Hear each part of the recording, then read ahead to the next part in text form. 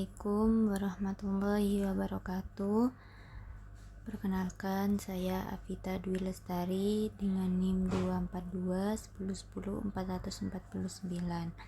Di sini saya akan sedikit menjelaskan tentang modul ajar yang saya buat yang berjudul Ini Khas Daerahku, mata pelajaran ilmu pengetahuan alam dan sosial kelas 4 SD atau MI. Di sini jelas di halaman pertama ada modul ajar, ada cover, yang kedua ada kata pengantar, yang ketiga ini terdapat daftar isi, dan di dalam daftar isi ini ada semua yang kami tulis di sini. Dan di sini ada capaian pembelajaran. Peserta didik mampu mengidentifikasi karakteristik lingkungan tempat tinggalnya, mengenali berbagai sumber daya alam yang terdapat di daerahnya, serta menjelaskan hubungan antara kondisi bentang alam dengan mata pencaharian masyarakat. Peserta didik juga mampu mengelompokkan sumber daya alam hayati dan non-hayati, menyajikan hasil pengamatan tentang potensi daerah, serta menunjukkan sikap peduli, bangga, dan bertanggung jawab dalam memanfaatkan kekayaan alam daerah secara bijaksana. Selanjutnya ada peta konsep, di mana peta konsep ini berisi dari rangkuman-rangkuman yang kami buat. Di sini memasuki materi A, yaitu keanekaragaman hayati. Terus setelahnya ada gambar yang menunjukkan di manakah Mia, Darah, dan Ian berada, apa saja makhluk hidup dapat kamu lihat di sana, berapa jenis makhluk hidup yang dapat kamu temukan. Terus selanjutnya mari kita mengamati. Di sini ada gambar dan sedikit keterangannya. Lakukan pengamatan ragam makhluk hidup di lingkungan sekolahmu. Gurumu akan membuat kelompok dan membagikan lembar kerja. Pastikan untuk dibagi peran dalam proses pengamatan. Siapkan alat tulis untuk menulis hasil pengamatan. Yang selanjutnya, ayo menyelidiki. Dan siswa itu diajak menyelidiki yang berisi jadi penasaran ya yang dikatakan oleh Banu dan Aga. Mengapa sama-sama pisang namun namanya berbeda? Buah mangga pun memiliki nama yang berbeda-beda. Mengapa ya? Keterangan tersebut itu dari gambar yang ada di sebelah kanannya. Terus sedikit ada keterangan tidak ada satupun makhluk hidup yang sama di dunia ini. Setiap makhluk hidup memiliki wujud dan perilaku yang berbeda. Keanekaragaman inilah yang disebut dengan keanekaragaman hayati. Di halaman selanjutnya yaitu ada perbedaan tingkatan keanekaragaman hayati. Yang pertama, keanekaragaman gen, variasi antara individu sejenis dalam satu spesies, seperti contohnya variasi warna kulit manusia, ada yang warna putih, kuning sawo, atau kecoklatan, ataupun bisa coklat tua. Dan sebelahnya ada, dan berikutnya ada bunga. Ada variasi warna bunga mawar yang terdiri dari warna putih, pink, kuning, dan merah. Selanjutnya keanekaragaman spesies, variasi jenis dan menjadi spesies berbeda. Seperti variasi jenis serangga, ada kupu-kupu, ada belalang, dan sebagainya. Terus ada variasi jenis kucing besar, seperti harimau, singa, dan macan tutul. Selanjutnya keanekaragaman ekosistem, variasi jenis kenampakan alam yang lahir dari interaksi ragam makhluk hidup dan lingkungan.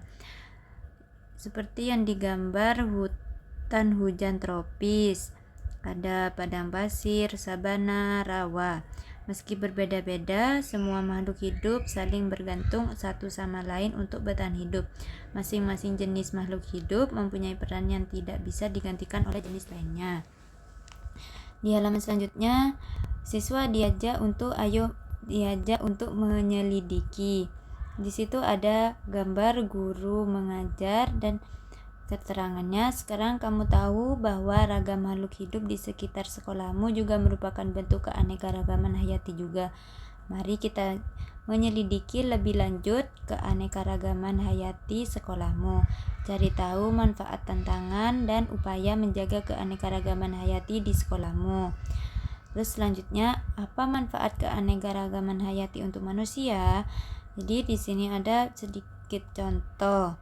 Yang pertama, bahan pangan seperti rempah sebagai bumbu masakan, ragam tumbuhan dan hewan sebagai lauk makanan.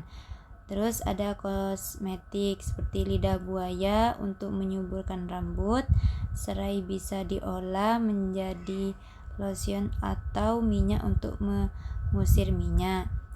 Terus selanjutnya ada perabotan atau perkakas seperti kayu, rotan, dan bambu dapat diolah menjadi perkakas dan bahan bangunan.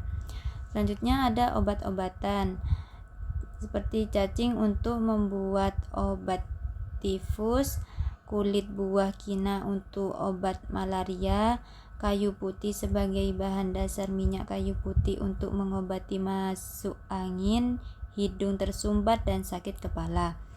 Selanjutnya ada pakaian seperti contoh kapas, serat nanas, serat pisang, dan eceng gondok dapat diolah menjadi bahan untuk membuat pakaian, tas, dan sandal. Selanjutnya yang terakhir ada alat musik, yaitu bambu dapat dibuat menjadi suling, kayu dan kulit hewan dapat menjadi gendang. Selanjutnya siswa diajak belajar lebih lanjut keanekaragaman flora dan fauna di Indonesia. Keanekaragaman flora dan fauna di Indonesia dibagi menjadi 3 wilayah, yaitu wilayah barat atau Asiatis, tengah atau peralihan, dan timur atau Australis. Kemudian siswa diajak untuk mengamati gambar peta dan tabel berikut. Di sini ada gambar peta dan di bawahnya ada keterangan penyebaran hewan di Indonesia, wilayah barat, tengah, timur. Wilayah corak barat Asiatis, tengah peralihan, timur Australis. Seperti contoh wilayah kondisi cuaca barat curah hujan tinggi, tengah curah hujan rendah cenderung kering, timur curah hujan tinggi sampai sedang. Selanjutnya wilayah benteng alam dominan barat hutan lebat, hutan bakau, rawa gambut, tengah stepa tropis, sabana, timur hutan hujan tropis, hutan musim, hutan bakau di daerah pasir. Wilayah flora khas ini wilayah barat ada Meranti, Keruing, Rotan, Jati. Wilayah tengahnya ada flora di daerah pantai mirip dengan wilayah timur. Flora di daerah gunung mirip dengan wilayah Kalimantan. Wilayah timur Matoa, pohon sagu, cendana, merbau.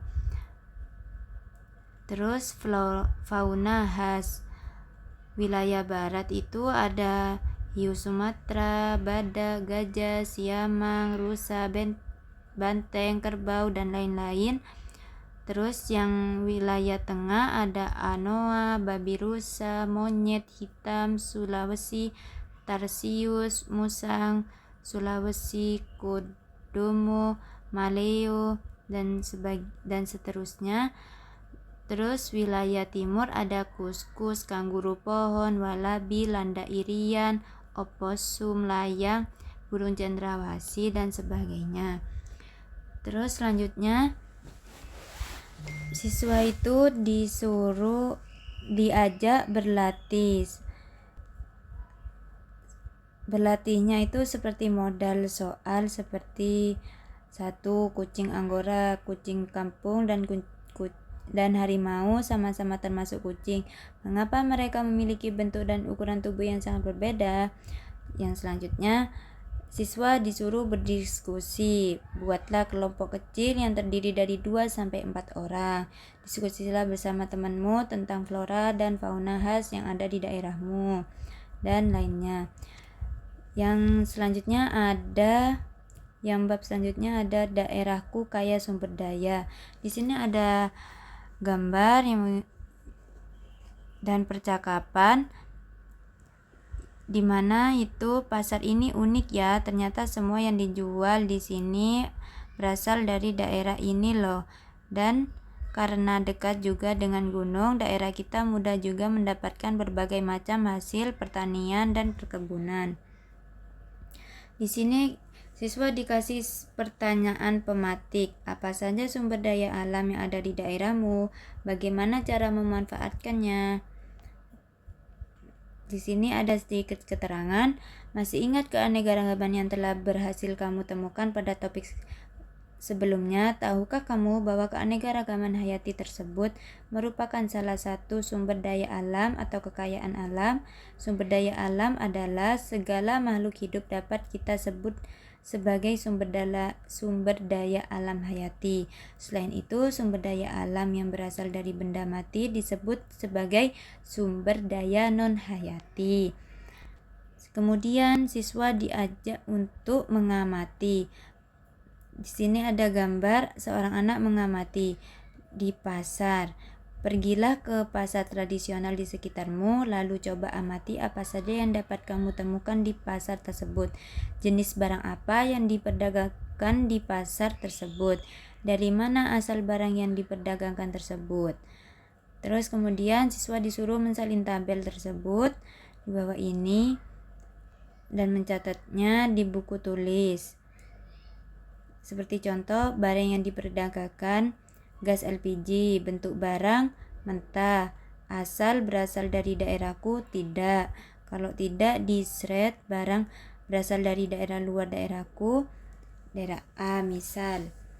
Terus selanjutnya siswa diajak untuk menyelidiki. Lanjutlah penyelidikan untuk hasil temuanmu sebelumnya. Seperti tadi itu, ayo cari tahu lebih lanjut tentang asal barang pada pengamatan sebelumnya. Lalu kalian dapat melakukan penyelidikan melalui buku, internet, atau wawancara kepada sekitarmu. Di sini ada sedikit keterangan, yaitu amati, pikirkan, ingin tahu. Dari amati apa saja yang dapat kalian amati diperdagangkan pasar. Ini ada sedikit keterangan, yaitu amati, pikirkan, ingin tahu. Dari amati apa saja yang dapat kalian amati diperdagangkan pasar. Terus pikirkan apa yang kamu pikirkan saat melakukan penyelidikan. Terus ingin tahu apa informasi yang ingin kamu ketahui dari penyelidikan ini. Kemudian di sini ada sedikit keterangan, gunakan hasil pengamatanmu sebelumnya lalu amati bahan mentah mana yang berasal dari daerahmu, asal bahan baku dari bahan olahan yang kamu temukan, lalu cek apakah bahan bakunya berasal dari daerahmu, dan lain sebagainya. Pada penyelidikan ini aku jadi tahu bahwa di sini siswa disuruh merangkum hal yang menarik yang kalian temukan tentang kekayaan daerah kalian di sini. Seperti daerahku memiliki bentang alam, apa kekayaan alam yang dimiliki oleh daerahku antara lain, pasti lainnya barang-barang ini berasal dari luar daerahku. Bentang alam daerahku apa saja merupakan titik-titik sehingga dapat menghasilkan. Terus di sini ada keterangan dari gambarnya kekayaan alam di Indonesia seperti ada hutan, orangutan, laut, lamun laut. Terus selanjutnya siswa diajak menyelidiki, amati tiga gambar berikut. Di sini ada ragam bentang alam dan sumber dayanya, seperti pantai, dataran rendah, dataran tinggi. Terus siswa diajak menyelidiki, menurutmu apakah petani di ketiga bentang alam tersebut membudidayakan hal yang sama? Apa yang dapat dihasilkan dari ketiga bentang alam tersebut? Tuliskan analisismu di buku tugasmu, lalu diskusikan bersama gurumu. Di sini ada sedikit keterangan keberlimpahan sumber daya alam. Mari kita amati. Di sini siswa disuruh mengamati infografis berikut ini. Seperti dapat diperbarui dan tidak dapat diperbarui. Yang dapat diperbarui sumber daya alam, yang dapat diperbarui dapat diganti dan dapat diperbarui sepanjang waktu, contohnya matahari, air, angin, tanah, tanaman. Kelebihannya berkelanjutan, membutuhkan sedikit perawatan, menghasilkan sedikit limbah. Kekurangannya sulit untuk diproduksi atau diperbanyak dalam jumlah besar. Ketersediaan seringkali bergantung pada cuaca. Kalau yang tidak dapat diperbarui, sumber daya yang tidak dapat diperbarui tidak dapat diganti dan tidak dapat diperbarui secara cepat. Contohnya batu bara, minyak bumi, emas, atau nikel. Kelebihannya, persediaan melimpah, dapat menghasilkan energi dalam jumlah besar. Kekurangannya tidak berkelanjutan, tidak berkelanjutan dapat habis, penggunaannya dapat menghasilkan limbah. Di sini setelah itu siswa diajak berlatih dari pengamatan infografis tersebut. Terus di sini siswa diajak bermain peran.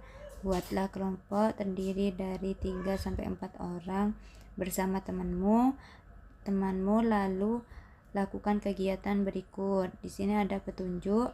Yang pertama, pilih salah satu tema tersebut. Kemudian setiap anggota kelompok memiliki peran, misalnya ketua kelompok, penjadi daun, pisang, penjual makanan, pembeli. Buatlah percakapan atau dialog tersebut. Yang ketiga, buatlah percakapan atau dialog sederhana.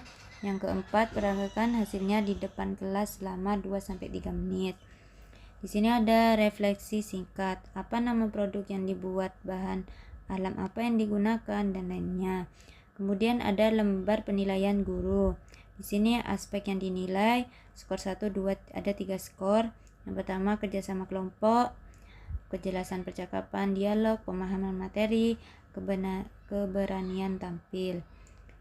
Materi yang selanjutnya yaitu kehidupan masyarakat daerahku. Pada topik sebelumnya, kalian dapat menemukan bahwa bentang alam memberi banyak hal yang dibutuhkan manusia untuk hidup berupa sumber daya alam. Di sini ada pertanyaan tematik. Apa pekerjaan masyarakat di daerahmu? Apa produk khas yang dihasilkan di daerahmu? Di sini ada gambar dan percakapannya. Kemudian siswa diajak untuk mengamati. Ayo bermain detektif alam untuk membuat dugaan mata pencarian yang muncul pada suatu bentang alam. Salin tabel berikut di buku tugasmu, lalu perhatikan instruksi guru kalian baik-baik. Terus selanjutnya di sini ada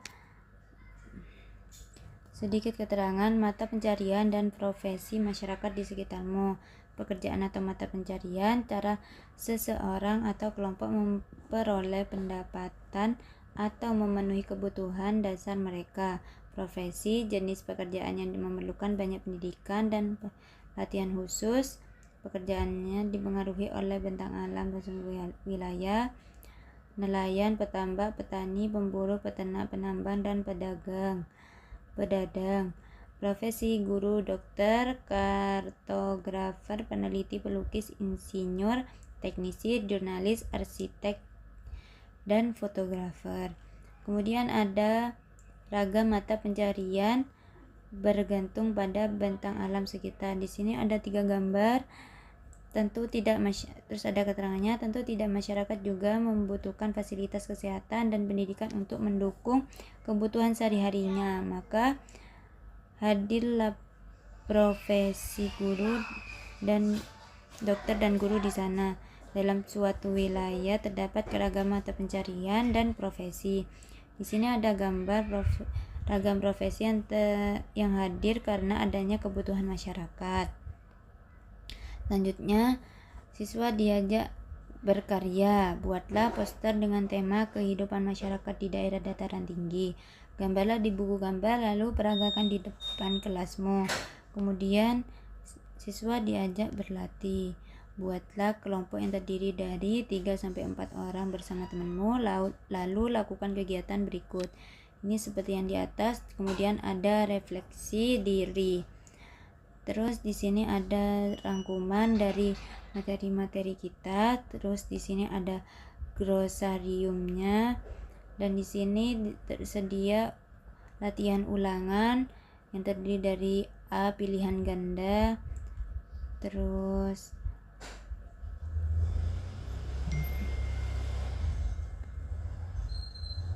ada B jawaban singkat, terus ada C esai. Terus di sini kita sediakan soal AKM. Soal AKM ini terdiri dari pilihan ganda juga. Terus ada isian singkat, esai, numerasi sederhana, dan proyek mini. Di sini juga guru bisa mengajak untuk membuat praproyek dengan tema detektif sumber daya dan profesi di lingkungan sekitarmu. Di sini ada langkahnya, yaitu A petunjuk proyek, B langkah-langkah tugasnya, C hasil akhirnya. Sekian dari saya, kurang lebihnya wassalamualaikum warahmatullahi wabarakatuh.